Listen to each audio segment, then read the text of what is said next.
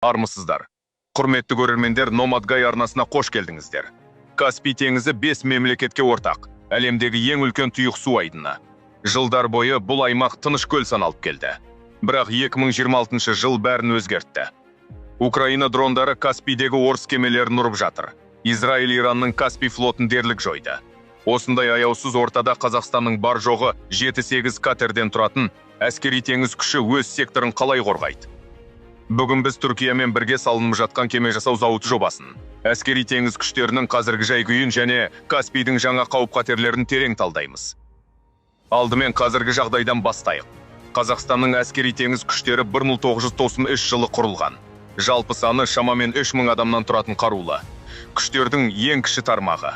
Бүгінде оның негізін Қазақстан, Орал, Сарыарқа және Маңғыстау зымыран артиллериялық кемелері құрайды. Салыстырмалы түрде алғанда бұл әлсіз көрсеткіш. Ресейдің Каспий флотилиясы 28 соғыс кемесінен тұрады. Оның ішінде 2 зымыран фрегаты мен 8 корвет бар. Иранның да фрегаты 2 корветі және 10 патрульдік катері бар. Түркменстанда 3 корвет, 16 дана зымыранды катерлер және 15 бірлік патрульдік катерлер бар. Ал Қазақстанда 4 зымыран артиллерия катері және 1 мина тазалағыш кеме. Бұл теңізден гөрі жағалау күзетіне жақын әлеует. Дәл осы фонда Түркиямен бірлескен кеме жасау зауыты жобасы ерекше маңызға ие болды. 2023 жылы Айдев көрмесінде Оралдағы Зенит зауыты Түркияның Асфат және Ида Груп компанияларымен келісімге қол қойды. Асфат Түркия ұлттық қорғаныс министрлігіне қарасты. 27 әскери зауыт пен 3 әскери теңіз базасын басқаратын мемлекеттік алып компания. Осыған қоса биылғы шілде айында Қазақстан үкіметі Каспий жағалауында жаңа азаматтық бағыттағы заманауи кеме жасау зауытының құрылысын жариялады. 125 миллиард теңге инвестициямен жылына 8 жаңа кеме шығаруға және 24 кемеге дейін жөндеу жүргізуге қабілетті кәсіпорын. Құрылыс 2026-2028 жылдар өтеді. Бұл жоба әзірге негізінен коммерциялық контейнерлік және құрғақ жүк кемелеріне бағытталған. Бірақ инфрақұрылымдық негіз әскери өндіріске де серпін бере алады. Украина-Ресей соғысы мен таяу шығыс қақтығысы бұл аймаққа тікелей әсер етті. Осы жылдың наурыз айында Израиль әуе соққылары Иранның Каспий флотын түгел дерлік қатардан шығарды. Украина дрондары Дағыстандағы Каспийск портында орыстың Светляк, Буян М класты кемелерін соққыға алды. Дәл осы жерде бюджет мәселесі шешуші рөл атқарады.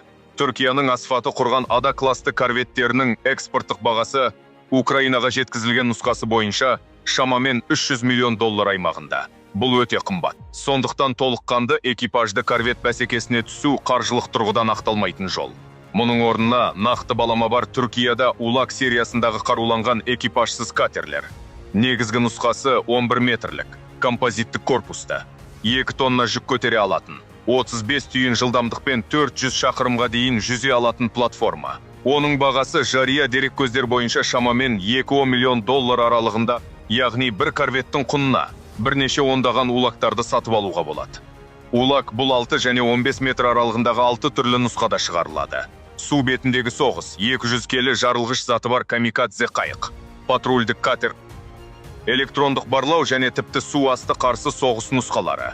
Бұл Каспийдің таяз, көлшік тәрізді солтүстік бөлігіне де, түстіктегі тереңірек аймақтарға да бейімделетін модульдік жүйе. Экипажсыз платформа Ракетсан, Чирит пен Унтас лазерлік бағыттағыш зымырандарын, Аселсанның қашықтан басқарылатын пулеметті қару станциясын, тіпті 150 шақырым қашықтыққа соққы беретін Чакир қанатты зымыранның 4 данасын тасымалдай алады. Сондықтан Орал немесе Ақтаудағы жаңа кеме зауытында толыққанды корвет емес.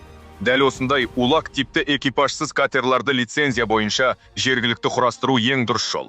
Жалпы 16 Чакир қанатты зымыранымен қаруланған 4 зымырандық катер, 12 дана барлау, патрульдік, жағалау күзеті мақсатындағы катерлер және 100 шақты камикадзе қайықтардан тұратын аралас флотилия жалғыз корвет бағасына тең келер еді. Әрі Қара теңіздегі дрон соғысының тәжірибесіне толық сәйкес келеді.